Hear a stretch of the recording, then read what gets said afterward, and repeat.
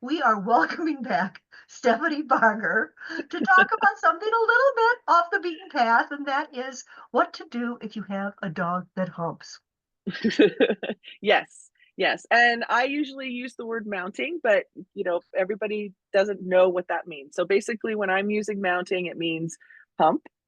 But a lot of people think that mounting behavior is about dominance or sexual behavior, and frequently it is not.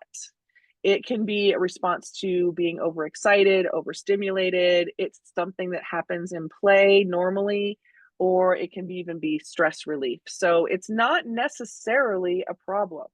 We find it problematic. We find it embarrassing. And so we immediately want to stop the mounting. But mounting can be normal. It's occasional mounting in play. That's normal. Becomes a concern when it's excessive.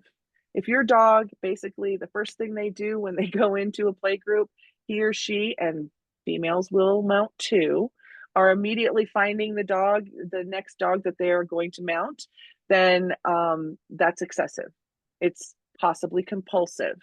And they can also direct this behavior to inappropriate targets like people or even objects. I'm sure we've seen at least one or two Instagram videos where we have a dog that is going to town with a pillow or a stuffed toy.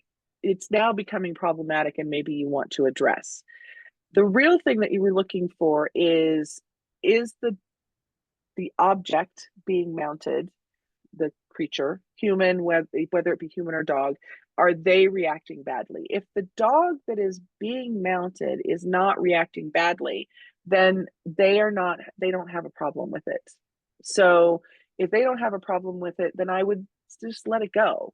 But if you do need to redirect the behavior, either because the receiving dog is not happy about the situation, or because you just are your own sensibilities, you would prefer your dog not do that, you're going to want to teach an alternate behavior, like, a break behavior. Let's have a break time in play so that everybody can calm down, and those triggers that are causing the dog to mount are kind of brought down and dissipated a little bit. And then the other thing is to reward calm behavior, disengaging from the dog rather than punishing the mounting. Okay, so that's the real important thing, is to not punish the mounting, but to encourage these alternate behaviors. So if I have a friend that's coming over and my dog now has gotten into a habit of wanting to mount someone maybe just almost as soon as they enter the room, I know that I should have been working with that dog beforehand, using Yes, cues, teaching them to sit, whatever needs to be done for proper behavior. But as hard as I tried, I kind of failed. And now this person comes over and the dog is not listening to me and going over to that person and mounting them. My first instinct is to get upset because you're right, right. I'm embarrassed. And so my first Hmm. instinct is to say, no, no, not bad Right, dog, but that's kind of how you feel. right.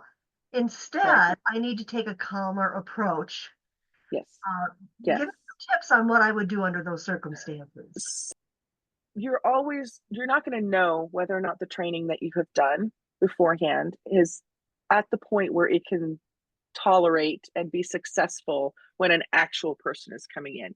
You don't know that until you actually start putting people into the equation. You may have done a lot of work where, someone's knocking on the door or ringing the doorbell, and you're opening it and you're welcoming them in, and you've gotten to the point where now you have to start having your dog greet these people appropriately. Now the visitor is really there, and the dog needs to be able to greet them. And so this is your first time. I would throw a leash on there on the dog so that you can easily access them if they do decide to do this mounting behavior. I would talk with your friend and say, hey, we've got this thing that my dog does. Okay. And we've been training, but now we're at the point where real life situation has to be tested. So if my dog does this, then please do X. And that could be walk away, go back outside. It could be stand still. And then you know what you're going to do in order to redirect the dog.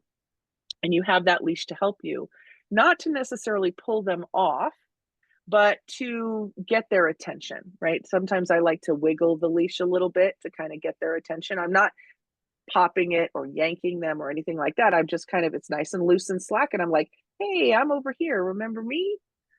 So that they will start to disengage. Obviously, do this with a friend who's fine with helping you, because you can only go so far in your training outside of the situation.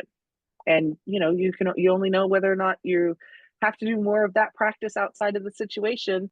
It's actually an interesting concept, almost planning to fail, like Mhm. knowing that you have a problem with this dog. And so telling your friend before they come over, planning to fail. Uh, I used to do that with my kids when they would be going through a particularly difficult time and listening to me. I would schedule time to go to the park, not with a lot of other friends, knowing that if they wouldn't listen and I say, if you don't stop, we're going home, Mhm. that I could just do it and absolutely Yes. reinforce it. So I was almost planning to fail. It didn't always fail. Sometimes the kids just got to play in the Right. park, but it was a way to to yeah, so that's a really good tip. And so what you did, to put it in dog training terms, is you created an association with a cue. Your cue was, do you want to go home? Right? And if they didn't change their behavior, then that cue meant you need to change your behavior, or we're going to go in the car and fun is over. Right? And so you were basically taking the time to teach them that there are things that I'm going to say that are going to indicate that some change is needed, and it's your choice whether or not you make the change, but there are consequences no matter what the change is. Yeah, I was just knowing in advance that I was actually setting them up for it, I guess. No different than a dog and having a friend. Right. It's Right. much And as you don't necessarily want to set them up to fail. You want to do all of the stuff that you can beforehand to ensure that they have the best chance of succeeding. good to know. Excellent Yeah. to know. Also excellent to know that it's not such a horribly disgusting behavior. That's just something we humans have put on it. Yeah. Yeah. So good. Yes. Now, this was kind of a fun topic. In fact, in the beginning, too, we were laughing so hard we did that we started a little It bit in. was. Yes. But dogs and humping, kind of fun. Yes, it I is. say a lot is that if there's anything about canine behavior, you know the answer, Stephanie. You are. But I think it might be really fun to come up with some other topics like this that are just a little bit out of the woods, you know?